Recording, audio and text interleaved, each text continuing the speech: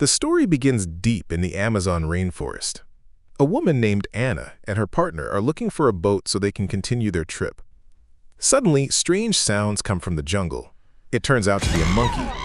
Anna tells her partner that whatever comes next will change their lives forever. She moves ahead on her own, not knowing that someone is watching her. Two people follow close behind. Anna starts running, but one of the men chasing her is suddenly grabbed by a giant anaconda. The story then cuts to Doug Mallister. He is excitedly pitching an action-packed scene for a script. The couple listening stops him and explains that he's talking about their wedding video. I'm sorry. This is our wedding video you're talking about. Yes. They want something sweet and romantic. Doug argues that they said they liked horror movies and that he was trying to make something special. The couple shuts him down. This isn't a movie. It's a wedding video. Next, we meet an actor named Griff. He is practicing his lines while getting his makeup done. In truth, Griff is only a background actor. He delivers his lines with way too much emotion, and no one is impressed. He is fired immediately. As he leaves, Griff sees a poster for Anaconda. At that moment, he gets a voicemail from Doug, who says he ran into Griff's mom and heard Griff landed a big job. Doug tells him he's proud of him. Meanwhile, Doug's father talks to him and admits he knows this life was never Doug's dream. Still, he says he's retiring soon, and everything will belong to Doug after that. It's a safe life, maybe even a B-plus life. That day is Doug's birthday, but he doesn't feel like celebrating. He goes home and finds a surprise party waiting for him. His friend Kenny is there. Claire is there. And to Doug's surprise, Griff is there too. Griff plays an old movie for everyone, a short film the four of them made together as kids called The Quatch. Doug can't believe a copy still exists. Everyone watches and has a great time. In the end, Griff's character kills the monster and saves everyone. The next day at a restaurant, Griff drops a bombshell. He owns the rights to Anaconda. The movie was based on a novel by a Japanese author, and the author's widow, who happened to be a fan of the 4 episodes Griff did on SWAT, gave him the rights. Now Griff wants all of them to reboot the film together. Kenny is instantly on board. Claire tries to avoid it, but Griff eventually convinces her. Doug hesitates. He apologizes and says he can't do it. Griff reminds him of the old days, staying up until 4 in the morning watching horror movies, and tells him they finally have a chance to make one themselves. Doug still shakes his head. They're not kids anymore. Doug comes home and finds his son watching The Quatch. His wife tells him to stop hesitating and just make the movie. While editing another wedding video, Doug finally decides to do it. He goes to Griff's place and says they should reboot Anaconda. Let's reboot Anaconda. Doug writes the script. They need $2.5 million, but the bank only gives them $9,400, so they cut the budget to $43,000. Doug and Griff add a deeper story to the movie, and everyone likes the script. Kenny promises he's getting sober, and Doug gives him another chance. Before leaving, Doug's son gives him an award that says, "World's greatest, Doug." The team travels to the Amazon. There, they meet Santiago, a snake handler, who tells them a disturbing story about an anaconda and introduces them to his giant snake, Ator. He also warns there may be even bigger snakes in the jungle. Anna is nearby, still being chased. She tricks the crew into letting her take their boat, and they head off together. That night, Doug asks everyone to pray that nothing goes wrong. Filming starts the next day. Griff plays a wild snake hunter, and Claire plays his love interest. That night, the snake escapes its cage and slithers near their beds. Griff panics, but Santiago promises everything is under control. The next day, Griff has to film a scene with the snake. He's terrified and throws it away in fear. The snake hits the boat's propeller and is killed. Santiago is heartbroken and holds a funeral for it. Later, Santiago gets drunk and drags Griff into the jungle to find a new snake. They split up, and Santiago disappears. A giant anaconda grabs him from the water. Griff runs back and tells Doug. When Santiago doesn't return, the group goes looking for him. They find an old camper van in the jungle.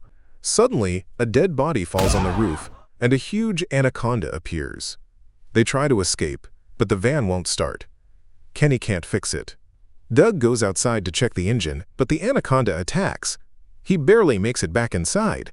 The snake is enormous, like a dinosaur. Suddenly, a group of bikers starts chasing them. Anna warns them not to stop. They're illegal gold miners. The miners open fire on the van. Anna pulls out a gun and fires back. They manage to escape and make it back to the boat, but a man is waiting there, pointing a gun at them and demanding to know where Anna is. She sneaks up behind him and takes him down. Anna tells the group she can get them out of here. All they have to do is keep heading north. Doug tells her to just get them home, but Griff doesn't want to leave empty-handed. He's crushed. Doug looks at the small award his son gave him, and suddenly an idea hits. Doug rewrites the script to include Anna. The next day, he pitches it to the group. What if, while hunting the Anaconda, they run into a total badass on a mission to expose illegal gold miners? Now they're fighting both the Anaconda and the miners. Everyone loves the idea. Griff says this thing might be an awards play. Doug replies, let's finish this movie. They bring Anna into the film, but the new direction sidelines Claire and Griff's characters, and neither of them is happy about it. The next day, when Doug calls for Griff, he hasn't even showered. Griff bitterly suggests they rename the movie Anaconda, reminding Doug that he's only here because of him. Otherwise, Doug would still be shooting wedding videos. Just then, a large boat passes by. It's another crew shooting an Anaconda reboot. The truth finally comes out. Sony owns the rights to Anaconda, not Griff. Doug is furious and demands to know why Griff lied.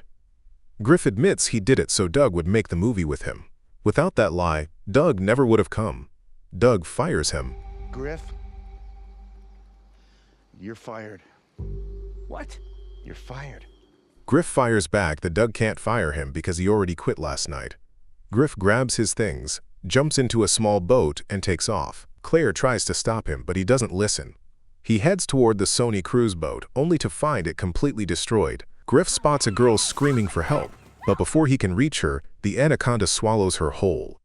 Meanwhile, Doug decides to continue shooting without Griff. Plans change, he says. That's filmmaking.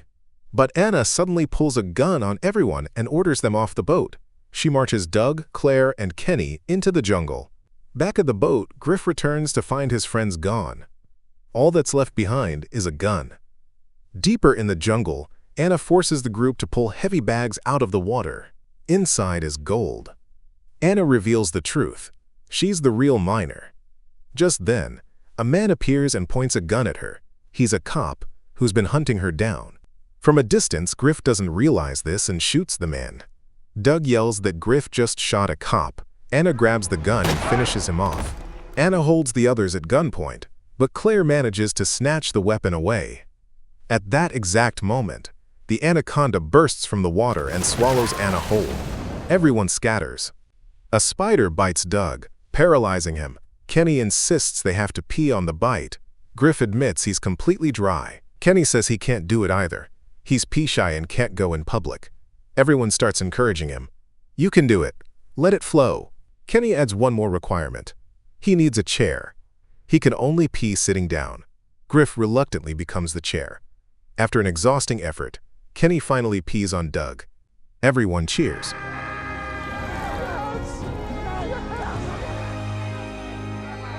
As they continue, Doug admits to Griff that he's been jealous of him for years, for doing what Doug never had the courage to do. Before Griff can respond, the Anaconda snatches Doug and swallows him. Everyone runs. Griff is devastated. He tricked Doug into coming here, and now he thinks Doug is dead.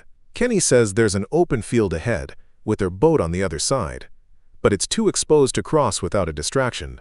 Just then, they hear movement nearby. The Anaconda is close. That's when they find Doug's body. Kenny checks his pulse. Looking at Doug, he says maybe Doug is the distraction. If they strap a boar to his back, it'll be harder for the snake to swallow him, buying the others time to escape. They drag Doug into the field. Kenny straps the boar to his back and stuffs a squirrel into Doug's mouth, explaining, "Snakes love squirrel meat." They take off running. The Anaconda heads toward Doug. Then Doug's eyes suddenly open. He's alive. The others scream from across the field as the Anaconda closes in.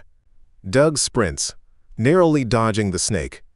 The boar wakes up and starts attacking Doug, but the Anaconda swallows the boar right off his back. By some miracle, Doug survives. Doug asks whose idea the squirrel was. Kenny tries to call it a group decision, but Doug knows better. They keep moving and stumble upon the destroyed Sony set. Griff finds a walkie-talkie and hears a voice on the other end. A flare suddenly fires at the Anaconda. It's Ice Cube. He explains that after the snake attacked, his crew scattered. Doug says they have to kill it before it kills them. They ask Ice Cube how his script planned to kill the snake, but he admits the writer never finished it. They started shooting with only half a script. All Ice Cube knows is that pyrotechnics were set up throughout the area. Kenny says he knows how to ignite them. Ice Cube tells them he has to go find J-Lo and Stoltz, but before leaving, everyone asks for a selfie. They snap a group photo. Ice Cube hands them a gun. Claire will power the generators, Kenny will handle the cameras, and Doug and Griff will lure the Anaconda into the pyro zone. Doug and Griff hop into a golf cart.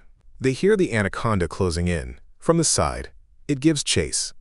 Kenny loses the signal to the pyros. Claire and Kenny scramble to bring it back online. As the Anaconda enters the pyro field, Griff presses the button. Nothing happens. Kenny realizes he forgot to turn the system on. A moment later, the pyros explode, and the Anaconda is covered in flames. Everyone cheers. They think it's over. But the snake is still alive, and their golf cart is stuck at a dead end. The Anaconda moves closer. Griff grabs the gun and steps forward, just like in the movie they made as kids. He fires a flare at an explosive. The Anaconda blows up, but its head is still alive. Doug steps in and stabs the Anaconda in the head using the award his son gave him. The snake is finally dead. They survive. They release their movie, but it's unauthorized, so it can't be shown in theaters. Sony quickly sends them a cease and desist letter. Claire and Griff get married and ask Doug to direct their wedding video. Later, a woman visits Doug. She loved his unauthorized movies so much that she wants him to direct the official Anaconda reboot. As for Santiago, he somehow survives too. And that's the end of the story. Thanks for watching. Don't forget to subscribe, and see you next time.